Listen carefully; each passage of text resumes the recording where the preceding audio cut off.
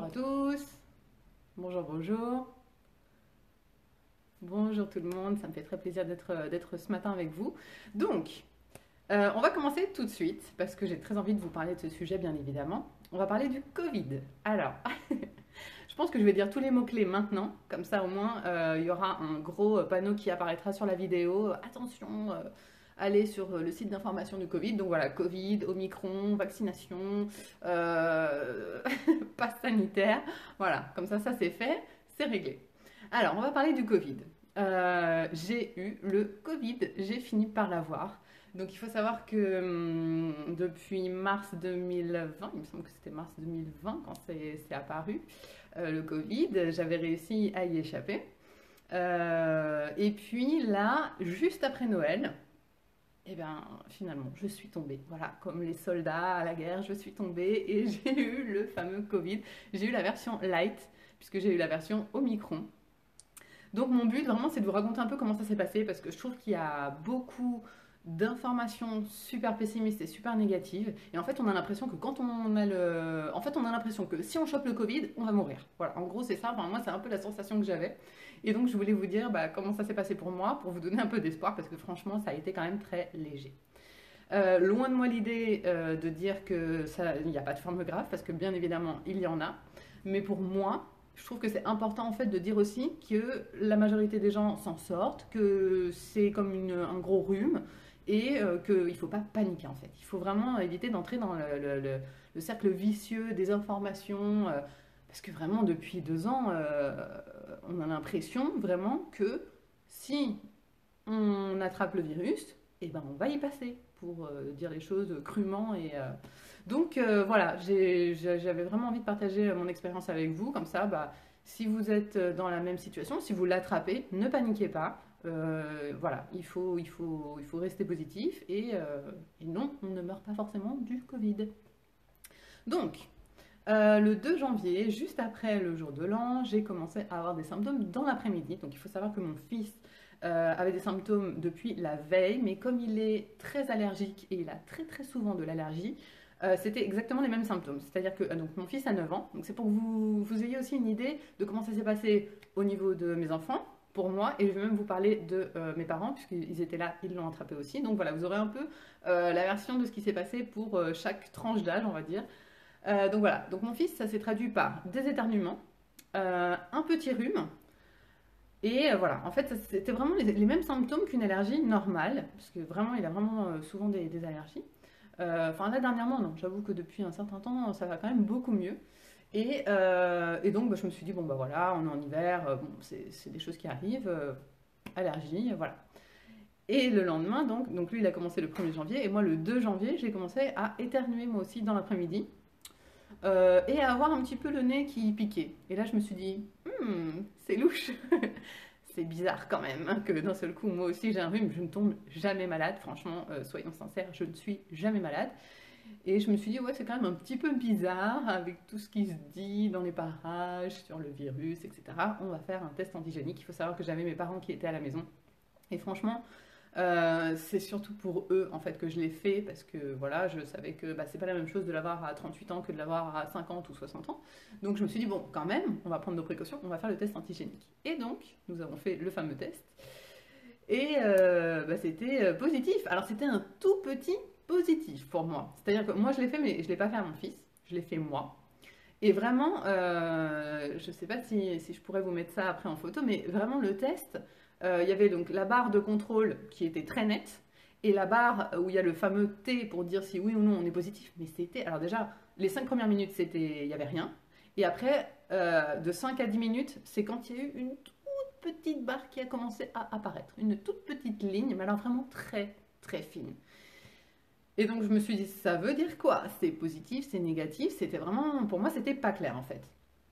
Donc je l'ai dit à mes parents, ils étaient partis se promener, donc je leur ai dit, bon voilà, j'ai même envoyé une photo à ma mère, bon t'en penses quoi? Est-ce que c'est positif? Est-ce que c'est négatif?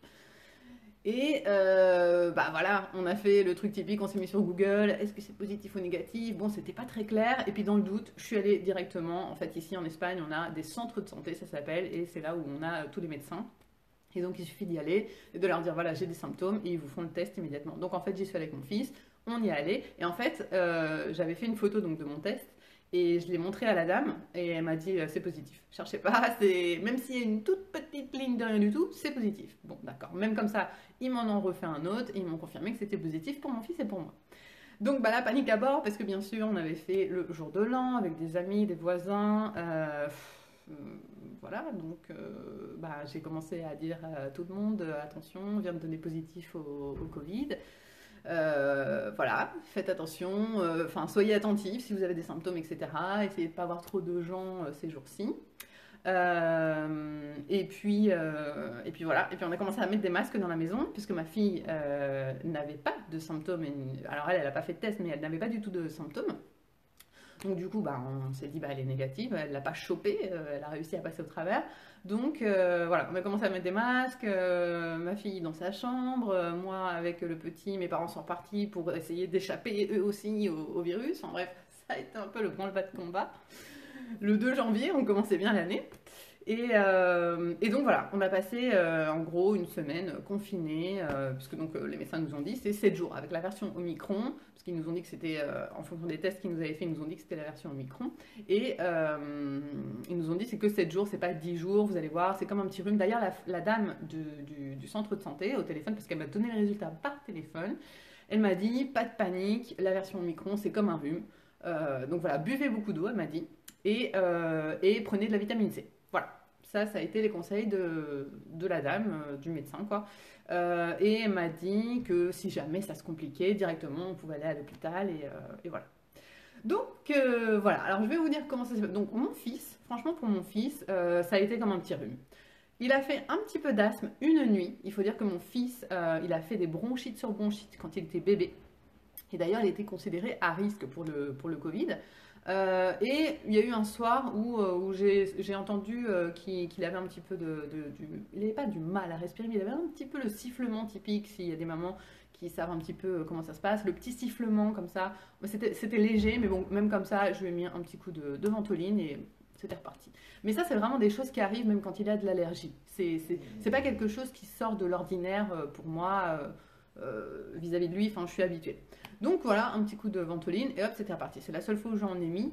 Et pour le reste, franchement, il n'a pas eu de grosse fatigue, il n'a pas eu de fièvre, il n'a pas eu voilà, il n'a même pas eu une seule journée où il s'est senti vraiment fatigué, mal. Non, non, ça a été vie normale pour lui. Vie normale, énergie normale, voilà, juste un petit rhume. Pour moi, donc j'ai donné positif, il me semble que c'était donc le dimanche dans l'après-midi à 16h30, je m'en souviendrai toujours. Et, et donc, comment ça s'est traduit pour moi? Donc, femme de 38 ans, voilà, en bonne santé, j'ai pas de problème particulier. Si que enfin, j'avais de l'asthme quand j'étais petite, donc petite et adolescente, hein. Je dirais même jusqu'à la fin de ma première grossesse, j'ai eu de l'asthme. Pendant ma première grossesse, j'ai eu beaucoup d'asthme. Donc voilà, j'étais quand même un petit peu sujet à risque au niveau des bronches. Et bon, bah, je me disais, bah, de toute façon, maintenant que c'est positif, on va voir ce qui se passe, hein. Il n'y a plus rien à faire. Une fois que c'est fait, c'est fait. Il faut savoir que moi, j'étais pas vaccinée. Donc voilà. En fait, depuis le début, moi, je disais, voilà, si je le chope, eh ben, je vais faire confiance à mon corps.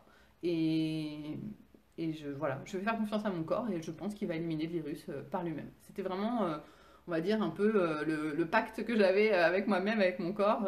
On va travailler ensemble et voilà, moi je suis quelqu'un qui. Je fais pas énormément de sport, mais je marche tous les jours. J'ai un chien, donc tous les jours je la sors. Je fais entre, je sais pas, 3 et 8 km par jour. Mais bon, ça c'est entre une demi-heure et une heure de marche par jour. C'est pas non plus beaucoup plus, hein. Voilà, je mange relativement bien, mais j'ai quand même un penchant pour le sucre. Donc, les fruits et légumes, c'est pas ce que je préfère. Donc, je m'oblige un petit peu à avoir une bonne alimentation. J'essaye de dormir un minimum 7 heures par nuit. Je médite pas mal. Je médite tous les jours, c'est vrai. Voilà, voilà, je vous fais un petit peu le tableau de la personne pour que vous vous compariez un petit peu. Donc, les 24 premières heures, pour moi, ça a été les plus fortes. Voilà, ça a été, pour moi, vraiment le Covid, ça a été 24 heures. Après, c'était vraiment très light. Comment ça s'est traduit? Donc, la première nuit, douleur musculaire. Donc voilà, j'avais mal dans les jambes, j'avais mal dans le bas du dos, j'avais comme une barre un peu dans la tête, un peu voilà, une barre, bah, comme quand on est enrhumé en fait, qu'on sent que ça travaille, on sent que voilà, il y a quelque chose à l'intérieur qui va pas trop. Euh, et j'ai eu du mal à dormir. Voilà, parce que j'avais chaud, après j'avais froid, et puis bon, bien sûr, ça mouline, hein, parce que il faut savoir que moi avant j'étais hypochondriaque, ça m'a duré des années, et ça fait que très peu de temps, on va dire que depuis 2 ans, où vraiment je prends les choses beaucoup plus, pas à la légère, mais voilà, je me dis, bah voilà, de toute façon, comme maintenant je crois vraiment à la vie après mort, à l'univers, à toutes ces choses-là, aux énergies, et ben en fait je me dis que si mon chemin de vie doit s'arrêter, il va s'arrêter. Donc ça sert à rien de se prendre la tête pour ce genre de choses. Donc, mais bon, même comme ça, bien évidemment, on se dit, mince, est-ce que moi j'avais peur que ça aille dans les bronches, j'avais pas envie de retrouver encore cette sensation de ne pas respirer, parce que je la connais très bien, parce que j'ai eu de l'asthme quand j'étais jeune, et donc vraiment, enfin, quand j'étais plus jeune, et vraiment c'était un peu le truc qui me trottait dans la tête, je me disais, j'ai pas trop envie de passer par là, mais bon, qu'est-ce que j'ai fait pendant cette nuit-là où j'ai vraiment pas trop dormi, j'avais l'impression de somnoler, mais pas vraiment de me reposer. Alors j'ai fait plusieurs choses. Déjà, j'avais des mantras, donc je me disais, bah, de toute façon, là, je suis en train de guérir. Moi, je dis jamais que je suis malade. Quand je suis malade, je dis, je suis en train de guérir, parce que c'est la vérité. En plus, c'est même pas un mensonge, c'est la vérité. En fait, quand on est malade, euh, notre corps, il est en train de se battre pour guérir. Le corps humain est une machine super intelligente. On n'imagine même pas le nombre de choses qu'elle fait en arrière-plan. Parce que voilà, respirer, on n'y pense pas, c'est inconscient. Digérer, on n'y pense pas, c'est inconscient. Tout ce qui se passe à l'intérieur de la machine, ça se passe dans l'inconscient. La machine, elle est parfaitement réglée. Elle sait très bien marcher, comment fonctionner, comment se débarrasser des virus. Donc il faut lui faire confiance. Il faut qu'on apprenne vraiment à se faire confiance et à avoir une belle relation avec notre corps et lui dire voilà, bon bah, je sais que tu es en train de te battre. Moi, c'était ce que je me disais. Hein. Je me disais, allez, bah, on fait équipe, le mental et le corps. Je sais que tu es en train de te battre. Et au lieu de te mettre des mauvaises idées dans la tête, plutôt dans le corps en l'occurrence, je vais t'accompagner et je vais t'encourager. Franchement, c'était ça le deal que j'avais avec moi-même. C'était je vais te donner une bonne alimentation, on va essayer de se reposer et on va garder, la pêche. On va se dire que, allez, c'est bon, on y va. Bah, ok, on l'a chopé, d'accord, le Covid, mais on est en train de se battre et on se bat ensemble. C'était vraiment le but. Et donc, je me disais des mantras, je suis en train de guérir, merci. Je disais merci à mon corps, merci mon corps de te battre pour moi, merci mon corps d'être en train de me protéger, merci mon corps d'être en train d'éliminer le virus. Je vous dis pas que je faisais ça non-stop, mais pas mal de fois, voilà, j'y pensais. J'ai aussi visualisé des rayons qui me traversaient, alors tout y est passé les couleurs, rayon blanc, rayon violet, rayon doré, comme des halos d'énergie qui me traversaient et qui nettoyaient mon corps et qui faisaient partir le virus. Qu'est-ce que j'ai fait d'autre? J'ai bu beaucoup d'eau. J'ai bu beaucoup d'eau parce que l'eau, on est quand même composé, il me semble, je ne sais plus si c'est 60 ou 70% d'eau, notre corps humain. Et donc, le but, c'est vraiment d'éliminer le virus en fait. L'eau, alors, une chose que je voulais vous dire par rapport à l'eau. Quand mes enfants étaient petits et qu'ils avaient des rhumes, alors vous me direz si en France c'est pareil, parce que moi, ça fait 15 ans que je vis en Espagne, quand ils étaient bébés et qu'ils avaient des gros rhumes et même des bronchites, la seule chose que le médecin donnait à mes enfants, c'était de l'eau. Ça m'avait marqué à l'époque et maintenant je comprends pourquoi.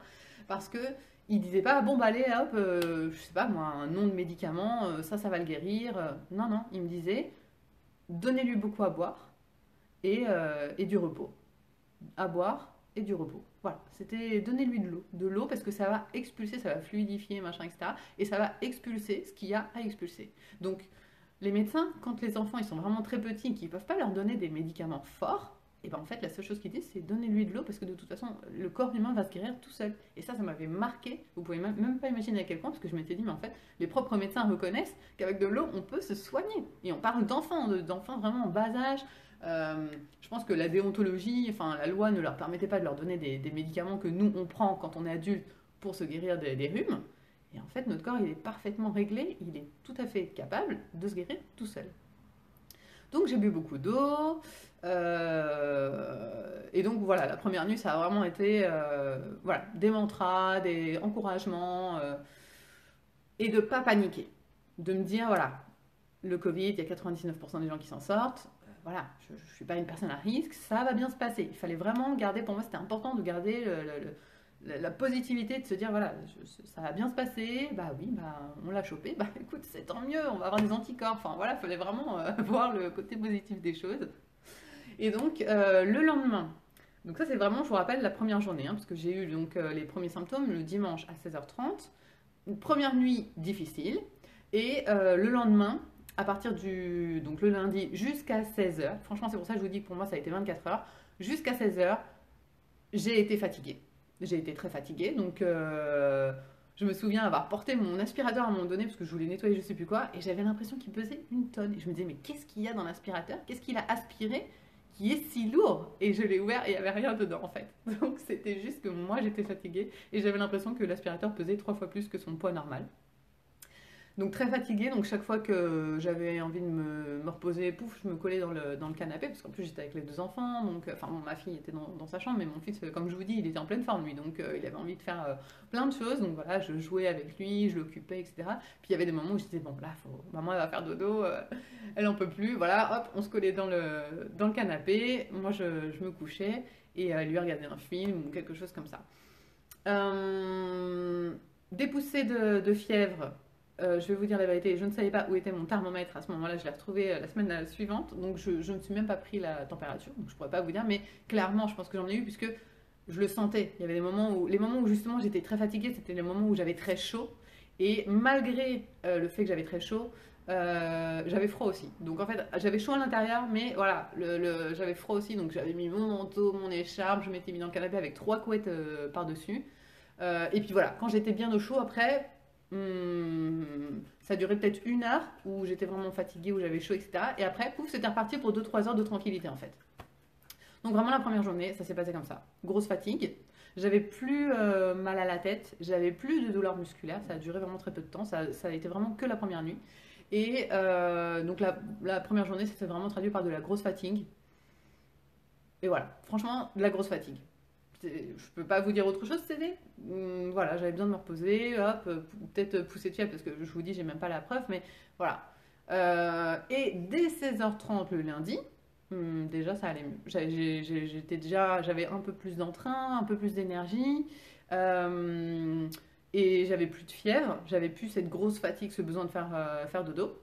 Donc, et après, à partir de là, franchement, ça a été très light. Voilà, ça s'est traduit par un petit rhume. Un petit rhume, j'ai pas eu d'asthme du tout, pas de bronchite, c'est pas descendu dans les bronches, donc vraiment ça s'est très bien passé. Donc on a été confinés une semaine. J'ai fait le test antigénique un deuxième le samedi suivant, il était déjà négatif, donc ça voulait dire que j'avais plus de charge virale. Euh, et voilà, franchement, ça a été light. Alors, mon fils, bah, ça a été réglé au bout de 4 jours, il avait plus de rhume. Moi, le rhume, allez, il a duré peut-être 5 jours. 5 jours. Mais light, vraiment. C'était vraiment, je vous dis, moi, quand j'ai de l'allergie aussi, des fois, quand j'ai de l'allergie au pollen, il y a des fois, je ne peux pas dormir de la nuit tellement j'ai le nez bouché, je ne peux pas respirer et tout. Donc, vraiment, ça n'a rien à voir avec ce que j'ai pu vivre avec une simple allergie, en fait. Mes parents, donc à la fin, ils l'ont chopé aussi, malgré le fait qu'ils soient partis, ils l'ont chopé. Donc pour eux, ça c'est donc 50-60 ans, ça s'est traduit par une grosse fièvre aussi. Euh, Pas les deux. Donc voilà, c'est pour ça on ne peut pas non plus comparer vraiment les personnes, puisqu'on ne peut pas savoir comment ça va se passer. Chaque personne répond différemment au virus, chaque personne se défend différemment. Du côté de mon beau-père, parce que c'est mon beau-père, ça a été une plus grosse fièvre et un rhume et une toux sèche aussi pendant 7-8 jours. Et du côté de ma mère, ça a été un petit peu de fièvre et un peu de fatigue et un petit rhume aussi, mais pas de grosses poussées de fièvre et pas de tout. Donc vraiment, ça dépend des personnes, on ne peut pas savoir comment chaque personne va réagir. Moi, ce que je veux passer comme message vraiment, c'est oui, le virus existe. Moi, j'ai jamais été négationniste. Oui, je pense que le virus existe. Je pense qu'on le chope aussi quand on est dans des moments où on est un peu plus déséquilibré. Quand moi je l'ai chopé, faut savoir que depuis 2 ans, je regarde quasiment rien sur le Covid. Je regarde pas les infos. Vous savez que je déteste les infos. Et je le suis vraiment de très loin. C'est-à-dire savoir plus ou moins ce qu'il faut faire dans les mesures, voilà, pour respecter les mesures. Savoir plus ou moins quelques statistiques et savoir un peu où on en est de façon générale. Mais je ne suis pas du tout du genre euh, à aller sur Internet pour voir les statistiques de combien de personnes ont guéri, le virus, où il se trouve, les clusters, les machins. Ça ne m'intéresse pas du tout. Donc, c'est quelque chose que je garde de loin parce que voilà, je veux pas mettre mon attention et mon énergie là-dessus. Sauf que à Noël, donc je suis allée en France, j'ai dû faire des tests antigéniques, donc j'ai dû m'intéresser un peu plus au sujet. J'ai dû faire des tests à l'aller, j'ai dû faire des tests au retour en me disant bon, j'espère quand même que je vais pas l'avoir parce que sinon je peux pas rentrer à la maison. Donc voilà, j'avais ce petit truc comme ça là qui me trottait dans la tête. Et puis finalement, et puis c'est vrai que j'étais pas alignée parce que je me souviens avoir dit à ma maman justement 2 jours avant de donner les premiers symptômes. J'ai eu une journée vraiment. Donc voilà, le 2 janvier, c'est quand j'ai eu les premiers symptômes. Le 31, c'est quand je lui ai dit, parce que donc elle était chez moi, je lui ai dit, je sais pas ce que j'ai en ce moment, mais là, ça fait 24 heures que je me sens pas alignée.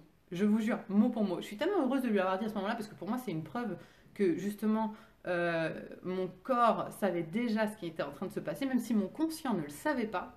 Mon subconscient et mon corps le savaient déjà. Et je pense même que c'était les corps éthériques, les corps énergétiques qui étaient déjà en train de savoir que le virus était là. Parce que 2 jours avant, donc mon fils n'avait même pas encore les symptômes, parce que lui, il a eu les premiers symptômes le 1er janvier. Le 31 décembre, j'ai dit à ma mère, dans l'après-midi, je lui ai dit, je ne sais pas ce que j'ai, mais je ne suis pas alignée. Et donc ça l'a fait un petit peu rigoler.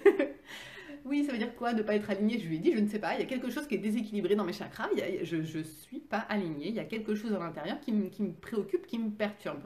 Mot pour mot, je vous jure, je lui ai dit ça. Et je le sentais à l'intérieur. J'arrivais pas trop à contrôler mes pensées, j'étais pas dans la même énergie que d'habitude. Il y avait un truc qui m'empêchait d'être bien. Alors peut-être que c'est le fait que j'avais mangé beaucoup de sucre pendant les fêtes de Noël. Peut-être que c'était le fait justement d'avoir pensé un peu trop au Covid dernièrement avec les tests, l'aller-retour, l'avion, etc. Peut-être que c'était le fait de ne pas avoir autant médité, puisque c'est vrai que je méditais. Là, il y a eu une semaine pendant les fêtes de Noël où j'ai pas médité. J'étais pas dans ma routine en fait. J'étais pas dans mon équilibre habituel. Voilà, il y avait peut-être plusieurs choses qui ont fait que j'étais pas alignée. Mais en tout cas, vraiment, je l'avais senti ce jour-là. Et 2 jours après, c'est quand je l'ai eu, quand ça s'est manifesté dans le physique. Et je me suis dit, d'accord, je pense qu'effectivement à ce moment-là, déjà, je le savais. Déjà à l'intérieur, mon être intérieur le savait et le sentait. Donc voilà, je suis en train de regarder mes notes pour voir si j'ai oublié de vous dire quelque chose. Donc pour vous rappeler, qu'est-ce que j'ai fait pour me débarrasser du virus? Visualiser qu'il y avait donc le rayon blanc, le rayon doré et le rayon violet qui me traversait et qui nettoyait mon corps. Boire beaucoup d'eau, me reposer quand j'ai eu besoin de me reposer, manger plus de fruits et légumes et parler. Parler avec mon corps, parler, lui dire merci, merci, je suis en train de me guérir, merci de te battre pour moi, on fait équipe, merci d'être en train de te débarrasser du virus. Et ça, vraiment, il y a des études scientifiques qui prouvent que c'est important. Et je pense qu'il y a beaucoup de gens, vous avez peut-être des cas dans votre famille, dans votre entourage, de personnes qui ont eu des maladies difficiles. Et clairement, les études le montrent, ce n'est pas la même chose quand on a une maladie et que quand la maladie arrive dans notre vie et que on a une attitude, on va dire, un peu pessimiste, c'est pas du tout la même chose que quand on va avoir une attitude positive et qu'on va se dire on va se battre ensemble, on va y arriver. Clairement, ça influence. Le mental influence vraiment sur la guérison. Les grands médecins, les plus grands médecins le disent. Il y a un très très grand neurochirurgien ici en Espagne, très connu, très respecté. Parce que je sais que c'est important aussi, finalement on vit dans Matrix, etc. C'est ce que je dis toujours. Et donc c'est important aussi d'avoir des points de référence dans Matrix et des gens qui sont scientifiques, des gens qui sont respectés, qui sont reconnus. Cette personne-là dit clairement, ça fait 30 ans que je suis neurochirurgien et je peux vous assurer que le mental des personnes, l'attitude que les personnes vont avoir par rapport à une maladie influence énormément le résultat final. Donc voilà, je ne vous dis pas que on est dans le monde de Youpi, des bisounours, que tout va bien se passer, mais je vous dis, Si vous le chopez, ne paniquez pas. Euh, Soyez positif et aidez-vous. Aidez votre corps, donnez-vous toutes les possibilités pour guérir, prenez soin de vous en fait, prenez soin de vous et faites-vous confiance. Et faites confiance à votre corps. Notre corps, il y a plein de fois où on le maltraite, quand on fait des régimes sans queue ni tête, quand on le prive de plein de choses, quand on ne dort pas assez, quand on se dit des choses, il y a tellement de gens dans les consultations, dans les guidances que j'ai, il y a plein de gens qui me disent ouais mais j'ai du mal à m'aimer, j'ai du mal à m'accepter comme je suis, j'ai du mal à me regarder dans la glace et me dire des jolies choses. Et ça c'est la base. Commençons par le commencement, d'accord? Il faut nous dire des jolies choses et il faut être positif. On n'a qu'une vie, on est là pour vivre à fond au maximum. Et il faut arrêter de tout le temps se critiquer, se juger et se faire du mal en fait. Vraiment, essayons de faire équipe avec notre corps, le mental, essayons d'être alignés, faisons-nous confiance et ça va bien se passer. Je suis tout à fait consciente qu'il y a des gens pour qui ça ne se passe pas bien, malgré le fait d'être positif, etc. Mais voilà, dans la mesure du possible, soyons positifs et faisons-nous confiance. C'est le message de la fin. Je pense qu'il va y avoir des banners à droite à gauche pour la vidéo. Je ne sais même pas si je vais réussir à la publier. Vraiment, le message, c'est bah oui, il y a le virus, ok, mais quand on l'attrape, ça ne veut pas dire qu'on va mourir. Il y a des moyens de le combattre et soyons positifs.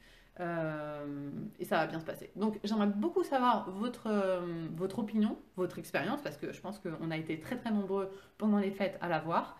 J'aimerais avoir vos retours, donc n'hésitez pas à m'envoyer soit des messages privés, soit en commentaire, pour voir un petit peu vos expériences, parce que ça m'intéresse aussi de voir un peu pour vous comment ça s'est passé, comment vous avez fait pour combattre, pour éliminer le virus, et voilà, pour avoir différents points de vue. Si vous n'êtes pas d'accord avec moi, dites-le aussi, ça m'intéresse d'échanger avec vous. Et voilà, on se retrouve dans de prochains lives, de prochaines vidéos, j'ai très envie d'échanger avec vous. Donc on se retrouve très bientôt, je vous attends dans les commentaires. Bisous à tous!